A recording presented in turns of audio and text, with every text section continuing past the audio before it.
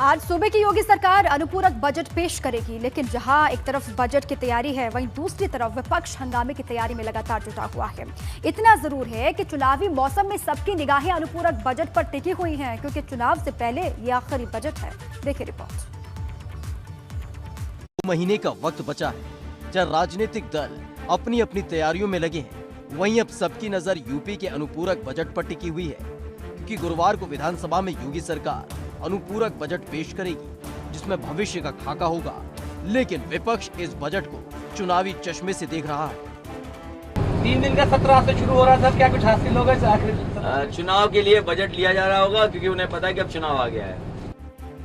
दरअसल अगले साल की शुरुआत में चुनाव है। विपक्ष को लगता है कि चुनाव को देखते हुए सरकार कई लोग लुभावन वादे कर सकती है। यही वजह है कि विपक्ष महंगाई, कानून व्यवस्था और किसानों की बदहाली का मुद्दा उठाकर हंगामा करने की तैयारी में है। वहीं जानकार इसे 17वीं विधानसभा का अंतिम सत्र मान रहे हैं। ऐसे में अनुपूरक बजट कैसा होगा और इसमें चुनाव को देखते हुए क्या क्या होगा, इस पर सबकी नजर टिकी है। Bureau report, ABP Ganga.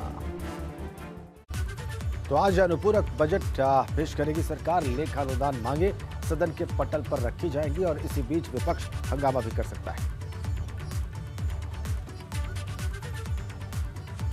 अब चलिए, क्योंकि दोनों की अपनी अपनी तैयारी है। सरकार की तैयारी ये है कि जनता को लुभाया जाए, क्योंकि चुनाव नजदीक है, लेकिन विपक्ष की भी अपनी रणनीति है। विपक्ष ये सोच रहा है कि अलग अलग मसलों को लेकर सरकार को कैसे घेरा जाए। इसी पर हमारे 2 सहयोगी अनुभव शुक्ला विधानसभा के अंदर से, विवेक त्रिपाठी विधानसभा के बाहर से जुड़ चुके हैं। उन्हीं के पास सीधे आपको ले चलते हैं। सबसे पहले अनुभव का रुख कर लेते हैं। वो विधानसभा के अंदर से मौजूद है, उनके पास क्या जानकारी है आज के सत्र को लेकर, ये जानने की कोशिश करते हैं। अनुभव के पास सीधे चलते हैं। अनुभव, आज चूंकि बहुत गहमा गहमी अंदर हो सकती है, ये साफ है। अनुपूरक बजट और लेखा अनुदान पेश किया जाएगा। ये सरकार की तैयारी है कि जनता को लुभाया जाए। कोशिश पूरी इसी पर होगी, लेकिन विपक्ष भी नई रणनीति के साथ आज दिखाई देगा। सबसे पहले तो क्या जानकारी? देखिए, बिल्कुल अनुपूरक बजट आज आना है और इस वित्तीय वर्ष का ये दूसरा अनुपूरक बजट है और आखिरी सत्र है। देखिए, इस पूरे 5 साल की सरकार के कार्यकाल का आखिरी सत्र है, तो ऐसे में आखिरी सत्र है, अनुपूरक बजट आ रहा है। सरकार की कोशिश यही है कि कैसे अलग अलग जो वर्ग हैं उनको रिझाया जाए चुनाव से ठीक पहले।